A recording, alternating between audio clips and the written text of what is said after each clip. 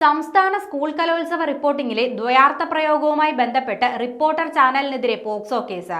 Reporter channel consulting editor അരുൺകുമാറിനെ ഒന്നാം പ്രതിയാക്കിയാണ് കേസെടുത്തിരിക്കുന്നത്. തിരുവനന്തപുരം കന്റോൺമെന്റ് പോലീസാണ് കേസെടുത്തത്. തിരുവനന്തപുരം ജില്ലാ ശിശുക്ഷേമ സമിതി DGPക്ക് നൽകിയ പരാതിയുടെ അടിസ്ഥാനത്തിലാണ് കേസ്.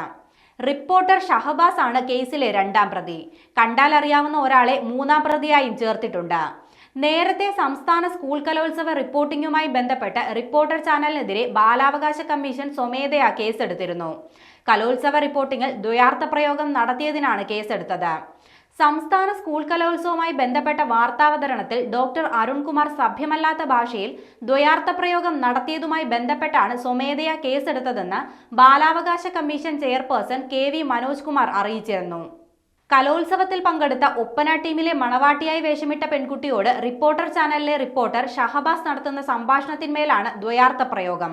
ഇത് സംബന്ധിച്ച് ചാനൽ മേധാവിയിൽ നിന്നും തിരുവനന്തപുരം ജില്ലാ പോലീസ് മേധാവിയിൽ നിന്നും ബാലാവകാശ കമ്മീഷൻ അടിയന്തര റിപ്പോർട്ട് തേടിയിരുന്നു. കേസെടുക്കാൻ ആസ്പദമായ വീഡിയോ സാമൂഹിക മാധ്യമങ്ങളിൽ പ്രചരിച്ചതോടെയാണ് ബാലാവകാശ കമ്മീഷൻ സ്വമേധയാ കേസെടുത്തത്.